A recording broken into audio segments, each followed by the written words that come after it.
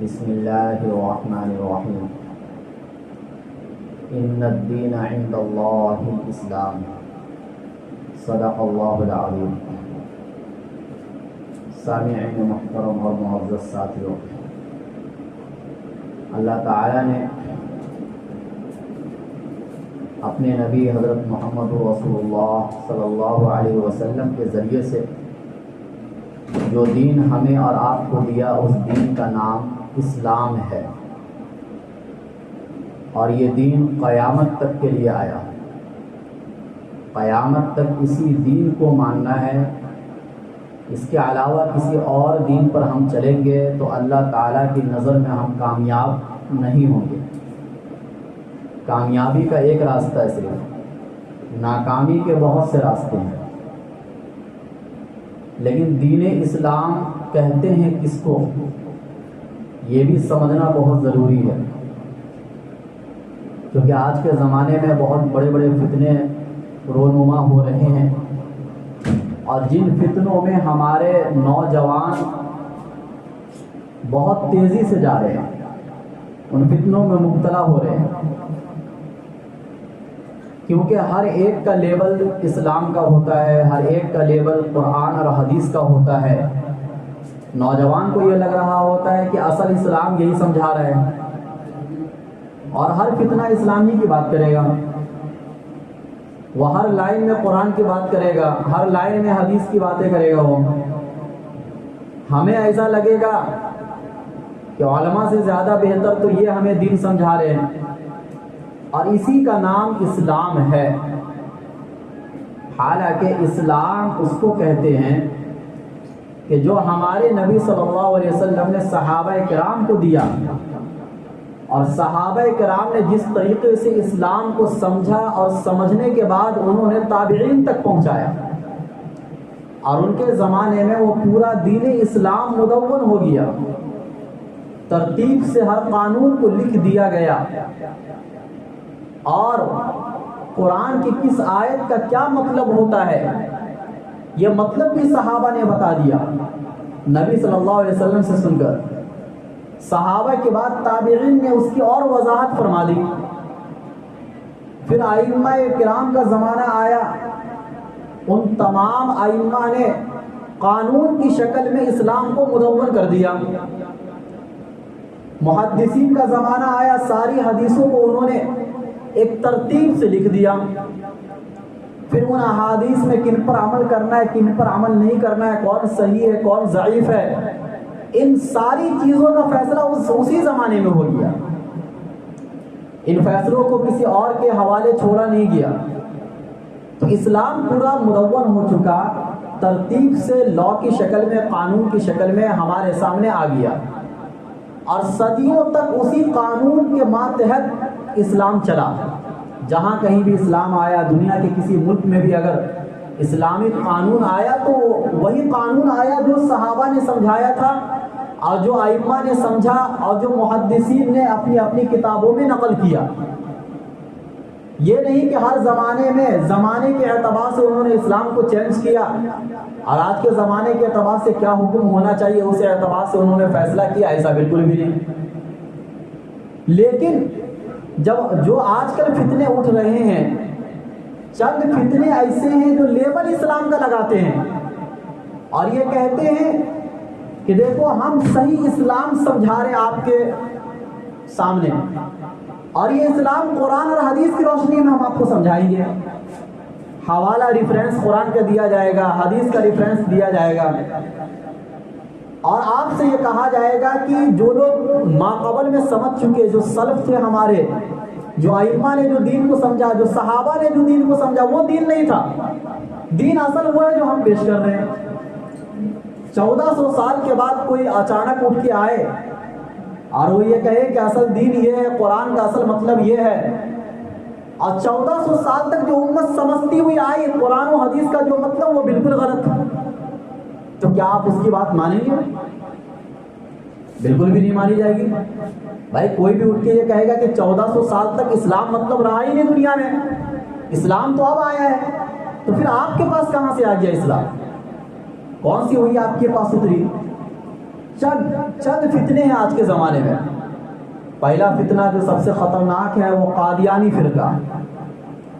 یہ فرقہ وہ ہے جو آپ سے یہ کہے گا کہ ہم قرآن بھی مانتے ہیں, ہم حدیث کو بھی مانتے ہیں, ہم صحابہ کو بھی مانتے ہیں, ہم جنت بھی مانتے ہیں, جہنم بھی مانتے ہیں, ہم اللہ کو ایک مانتے ہیں, فرشتوں پر ہمارا ایمان, قرآن پر ہمارا ایمان, حدیث پر ہمارا ایمان.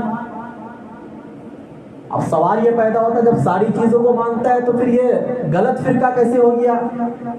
ان کا کہنا یہ ہے کہ سب چیزوں کو ماننے کے باوجود ہم نبی کو نبی بھی مانتے ہیں, لیکن ہم نبی حضرت محمد صلی اللہ علیہ وسلم کو آخری نبی نہیں مانتے. ہم آخری نبی یا دوسرے نبی یعنی نبی کے بعد بھی نبی ہم مرزا غلام محمد قادیانی کو مانتے ہیں. اب سامنے والا متاثر ہوگا, وہ یہ کہے گا کہ بھائی ایک ہی مسئلہ تو ہے جس میں اختلاف ہوا ہے, باقی سارے اسلام کے مسائل کو مان رہے ہیں. ان کی عورتیں برقع بھی کر رہی ہیں, ان کے مرد ٹوپی بھی پہن رہے ہیں, ان کی لمبی لمبی داڑیاں بھی ہوتی ہیں, اور وہ بھی قرآن و حدیث کے حوالے سے بات کرتے ہیں. ایسا نہیں کہ وہ حوالہ میں کچھ اور باتیں کہہ رہے ہوں, اپنی باتیں کہہ رہے ہو, ایسا بالکل بھی نہیں ہے. وہ حدیث کا نمبر بھی آپ کو دیں گے, وہ قرآن کی آیتوں کا نمبر بھی آپ کو بتائیں گے. یہ ساری باتیں ان کے بیان میں آپ کو سننے کو ملے گا. اختلاف صرف ایک ہے کہ ہم نبی صلی اللہ علیہ وسلم کو آخری نبی مانتے ہیں, اور ہمارے نبی کے بعد دنیا میں کوئی نیا نبی نہیں آئے گا. اور ان لوگوں کا یہ کہنا ہے کہ ہمارے نبی صلی اللہ علیہ وسلم آخری نبی نہیں, ان کے بعد بھی غلام محمد قادیانی ایک نبی گزرا ہے. سوال یہ ہے کہ کوئی چھوٹا موٹا اختلاف نہیں ہے, یہ ایسا اختلاف ہے کہ اس کو مان لینے کے بعد اسلام ہی ختم ہو جاتا ہے.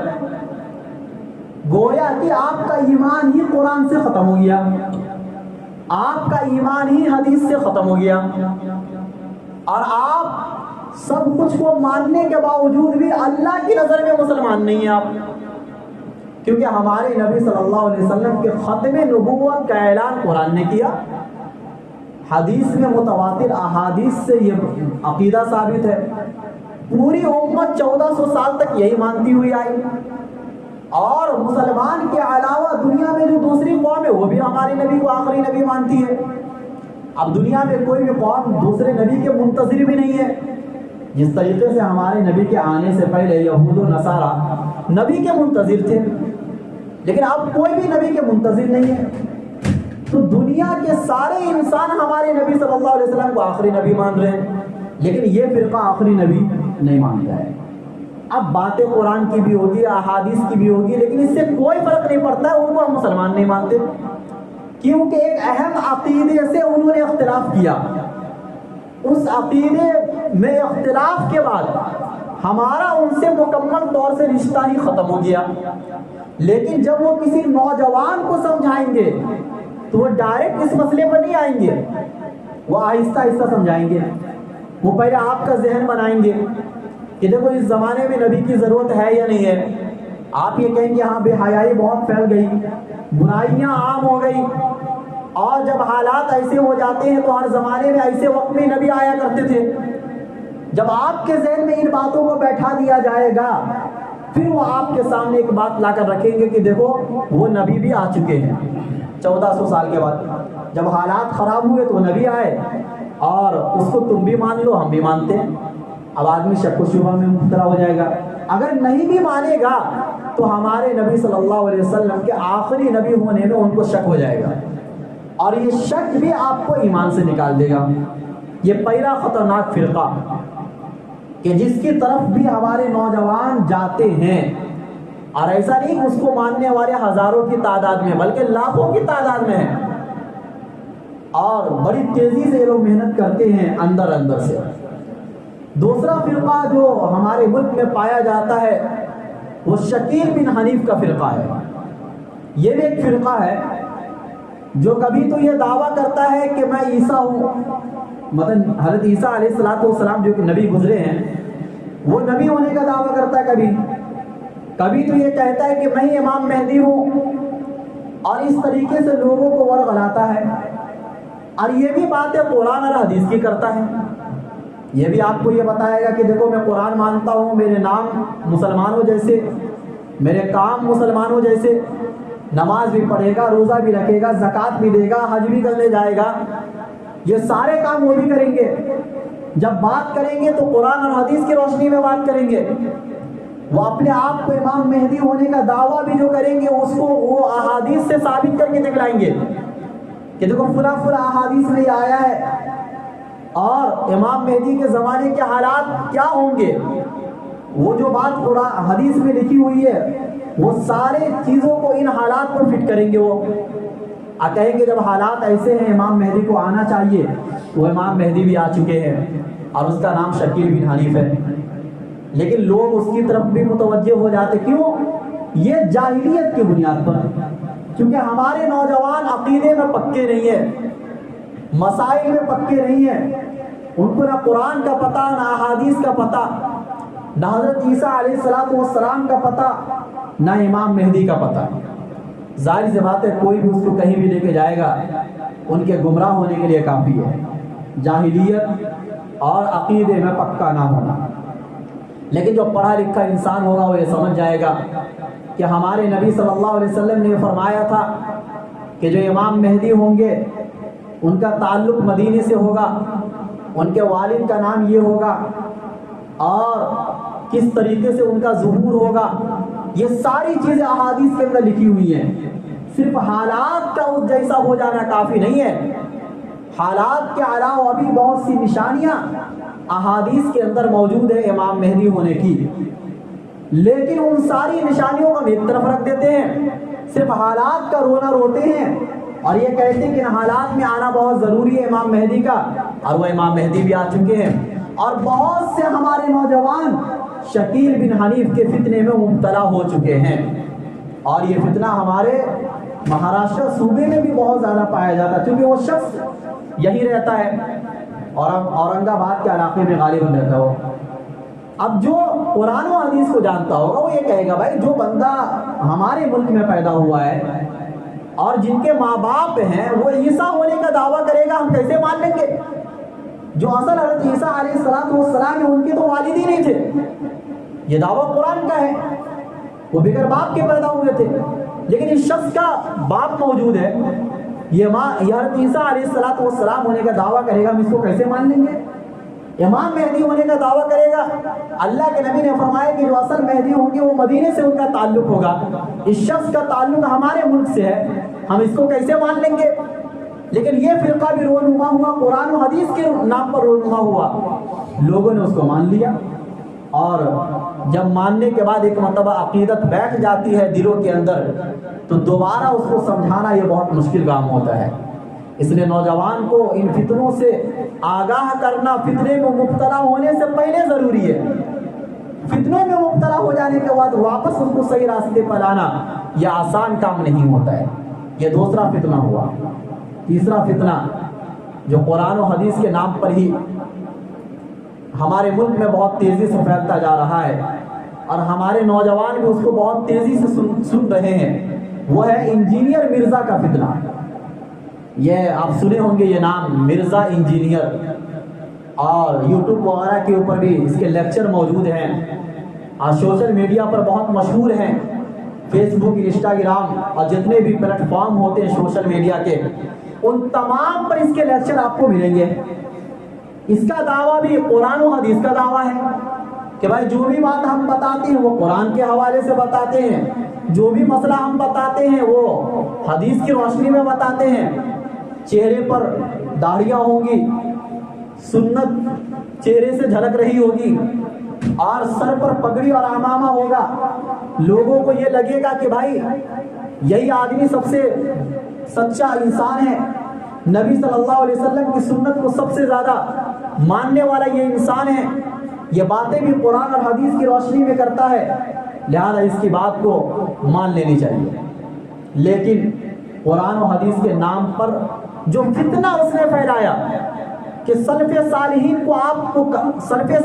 سے آپ کو کاٹ دیا، اس نے صحابہ کرام سے وزن کر دیا، اور نبی صلی اللہ علیہ وسلم کی شان میں ایسے الفاظ کا اس نے استعمال کیا کہ جن الفاظ کو استعمال کرنے سے انسان کافر ہو جائے گا. گستاخ بنا دینا، جو کہا جاتا ہے نا گستاخی، بے ادب ہو جانا. اب اس کے ماننے والے جتنے سارے بے ادب ہیں، وہ خود بے ادب ہے، اپنے ماننے والوں کو بھی اس نے بے ادب بنایا. اس نے نبیوں کے کیسے کیسے الفاظ استعمال کیے.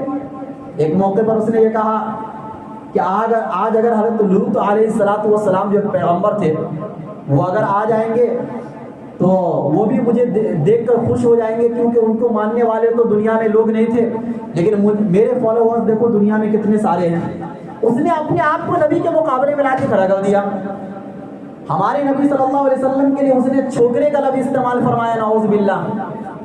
یہ لفظ کیا کسی اور کے لیے آپ استعمال کریں گے، کسی بڑوں کے لیے، تو سامنے والے کو غصہ آئے گا، لیکن اس نے یہ لفظ ہمارے نبی کے لیے استعمال فرمایا. اس نے جو ہے ابھی حال فی الحال کا واقعہ ہے، اس نے یہ کہہ دیا کہ دنیا کے جو کرسچن لوگ ہیں وہ ہمارے نبی صلی اللہ علیہ وسلم کو نعوذ باللہ دجال کہتے ہیں. حالانکہ کرسچن یہ بات نہیں کہتے ہیں.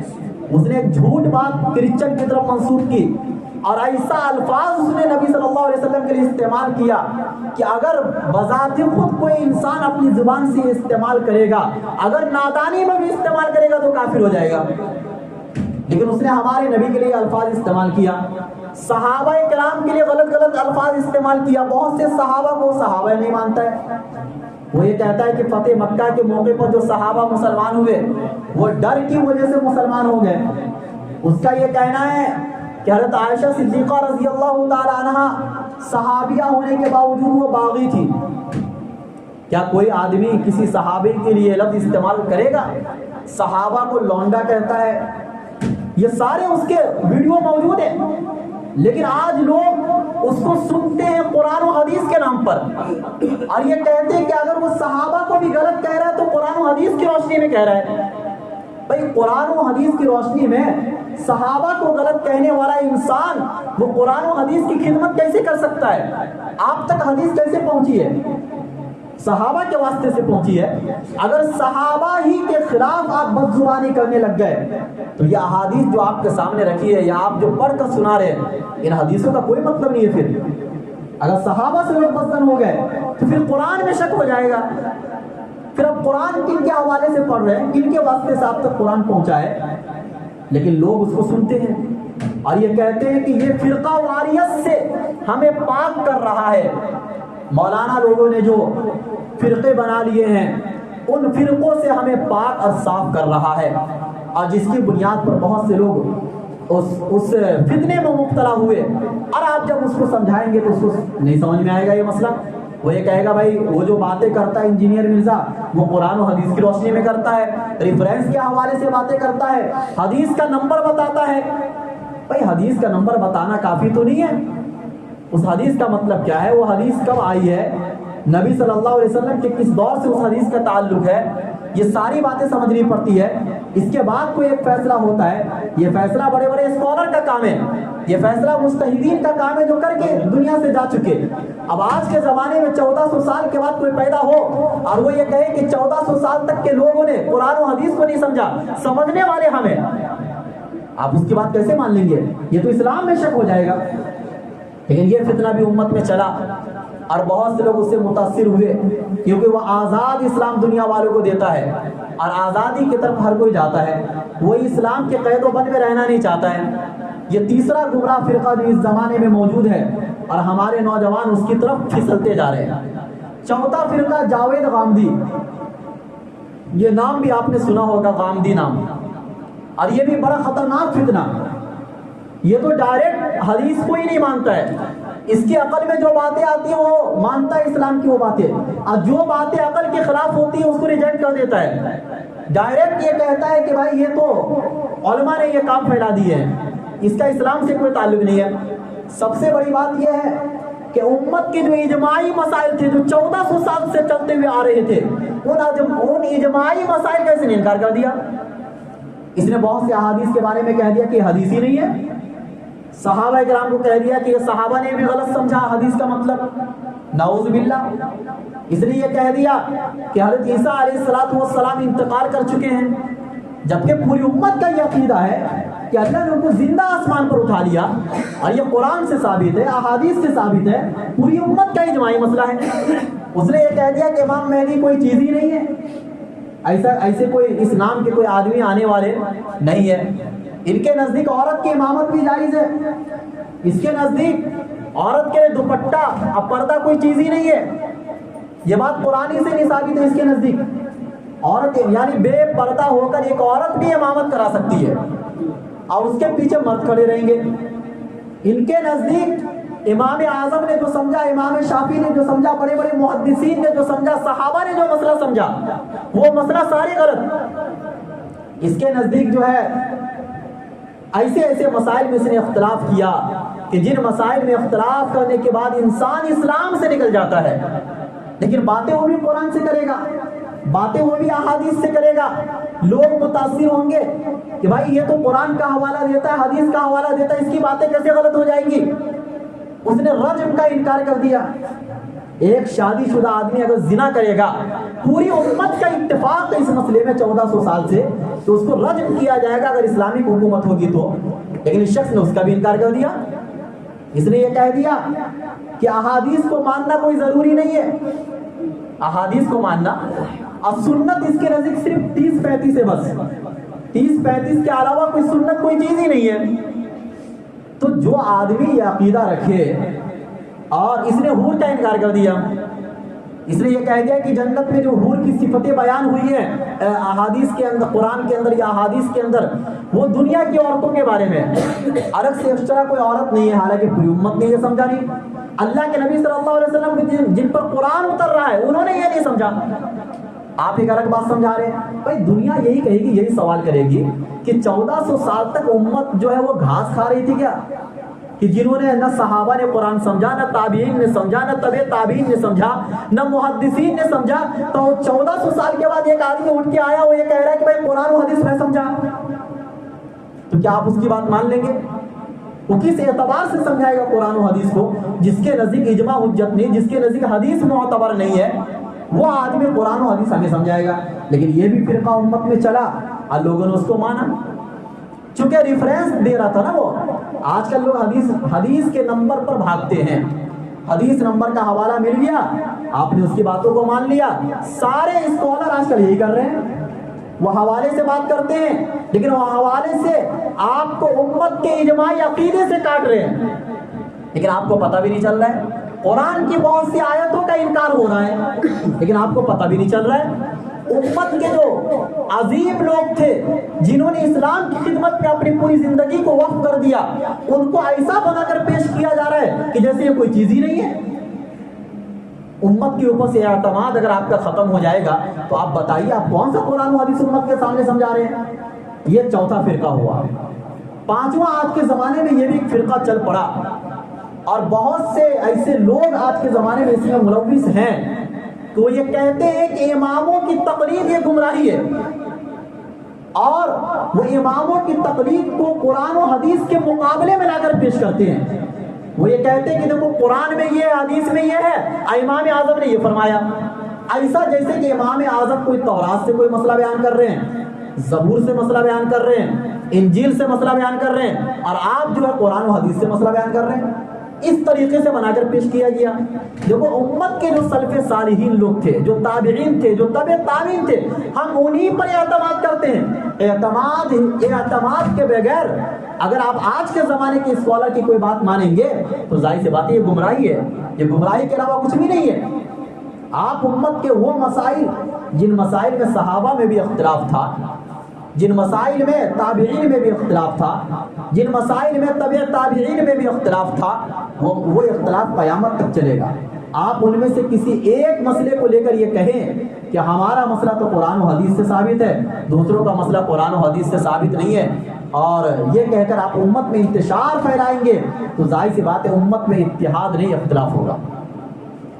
لیکن اس نام پر بھی بہت سے لوگ امت کو گمراہ کرتے ہیں، تو اس لیے اپنے آپ کو سلف صالحین سے جوڑیے۔ یہ چار فتنے تو وہ ہیں آج کے زمانے میں کہ جو فتنہ لیبل اسلام کا لگاتا ہے اور اسلام کے نام پر آپ کو گمراہ کرتا ہے، جو قرآن کے نام پر آپ کو گمراہ کرتا ہے، جو حدیث کا نمبر بتا کر آپ کو گمراہ کرتا ہے، اور جو آپ کو قرآن سے بھی کاٹ رہا ہے، حدیث سے بھی کاٹ رہا ہے، اور آپ کو سلف صالحین سے بھی کاٹ رہا ہے، آپ کو ائمہ کرام سے بھی کاٹ رہا ہے، اور آپ کو محدثین سے بھی کاٹ رہا ہے، اور وہ والا اسلام پیش کر رہا ہے کہ جو 1400 سال تک کسی نے بھی نہیں سمجھا، آج 1400 سال کے بعد آ کر ایک آدمی جس کو عربی سے کوئی واقفیت نہیں، جس نے عربی کے گرامر کو نہ پڑھا ہو، جو قرآن دیکھ کر بھی نہ پڑھ سکتا ہو، ایسا آدمی یہ کہتا ہے کہ اسلام میں سمجھا رہا ہوں۔ 1400 سال تک امت سمجھی نہیں ہے، وہ سب جو ہے یوں ہی کوئی مطلب ایسے ہی لوگ تھے جن کی کوئی ویلو نہیں، جن کی کوئی گنتی نہیں ہے، اور جو عربی کے ماہر ہونے کے باوجود بھی جو قرآن و حدیث کو نہیں سمجھ سکے، آج یہ سمجھا رہے ہیں۔ اور پانچواں جو فتنہ ہے وہ یہ ہے کہ وہ اگرچہ وہ قرآن و حدیث کا لیبل نہیں لگاتے ہیں، لیکن وہ ارتداد کا فتنہ کہ جو ڈائریکٹ آپ کو یہ کہیں گے، اسلام میں ڈائریکٹ شک پیدا کریں گے، اور یہ کہیں گے کہ اسلام جو آج کے زمانے میں ہے، یہ اسلام کوئی چیز ہی نہیں ہے، آپ اسلام دھرم کو چھوڑ دو، اسلام مذہب کو چھوڑ دو۔ تو یہ فتنہ اتنا خطرناک نہیں ہے جتنا خطرناک وہ فتنہ ہے، کیونکہ اس کی طرف مائل ہونا تھوڑا مشکل ہے انسان کا، کیونکہ کوئی بھی انسان جب آپ کو یہ کہے گا کہ آپ اسلام کو چھوڑ دو، تو آپ فوراً اس سے کہیں گے بھائی اسلام کیسے چھوڑ دیں گے، اسلام تو ایک سچا مذہب ہے، ہمارے باپ دادا اس کو مانتے ہوئے آ رہے ہیں، لہٰذا اس طرف جانا یہ مشکل ہے۔ لیکن اگر کوئی قرآن و حدیث کے نام پر اپنی باتیں کرے گا اور یہ کہے گا کہ ہم ہی صحیح ہے، ہمارے علاوہ سب غلط ہے، تو اس فتنے میں ملوث ہونا آسان ہے اس کے مقابلے میں، اس لیے یہ فتنہ زیادہ خطرناک ہے اس کے مقابلے میں۔ اس لیے ہم کوشش یہ کریں کہ ہم اپنے علماء سے جڑ کر رہیں، جو آج کل اسکالر پیدا ہو رہے ہیں اور جو سوشل میڈیا پر مشہور ہیں اور جن کے فالوورز اور سبسکرائبر بہت زیادہ آپ کو نظر آتے ہیں، ایسے لوگوں سے متاثر ہونے کی بالکل بھی ضرورت نہیں ہے۔ یہ وہ لوگ ہیں کہ جن کو سپورٹ ہے یہود و نصارہ کا، اور جن کو کروڑوں روپیہ ملتا ہے یہ کام کرنے کے لیے، اور وہ اسلام کے نام پر، قرآن کے نام پر، حدیث کے نام پر آپ کو حدیثوں سے بھی کاٹ رہے ہیں، اسلام سے بھی کاٹ رہے ہیں، اور آپ کے اسلام میں شک و شبہ پیدا کر رہے ہیں، آپ کو صحابہ سے بدزن کر رہے ہیں، آپ کو ائمہ کرام جنہوں نے اسلام کی خدمت کی ہے اور اسلام کی خدمت میں انہوں نے اپنی زندگی کو وقف کر دیا، اور انہوں نے قرآن و حدیث سے مسئلے نکال کر کتابوں میں لکھ کر دیا، اور جو پوری دنیا میں جو مسائل پھیلے اور انہی مسائل پر اسلامک لا چلے ہیں، صدیوں تک چلے ہیں۔ جب دنیا میں اسلامک حکومت رہی تو انہی ائمہ کرام کے ماننے والوں کی حکومت رہی ہے، اور انہوں نے پوری دنیا میں اسلام کی خدمت کی ہے۔ ان سے کاٹ کر آج یہ کہے کہ نہیں اصل اسلام یہ ہے، 1400 سال تک جو اسلام چلا ہے وہ سب بیکار ہے، اس کا اسلام سے کوئی تعلق نہیں تھا، اس کا قرآن سے کوئی تعلق نہیں تھا، حدیث سے کوئی تعلق نہیں تھا، پھر مسئلہ کیا ہوگا؟ اس میں بھی شک ہو جائے گا، اس میں بھی شک ہو جائے گا، پھر آپ اسلام سے ہی نکل جائیں گے۔ اللہ تعالی ہم سب کو آج کے زمانے کے موجودہ فتنوں سے دور رہنے کی توفیق نصیب فرمائے، اور جو صراط مستقیم ہے اور جو دین ہمیں صحابہ نے دیا، جو ائمہ نے دیا، جو محدثین نے جو دین دیا، انہی دین پر ہمیں چلنے کی توفیق نصیب فرمائے۔ وآخر دعوانا الحمدللہ۔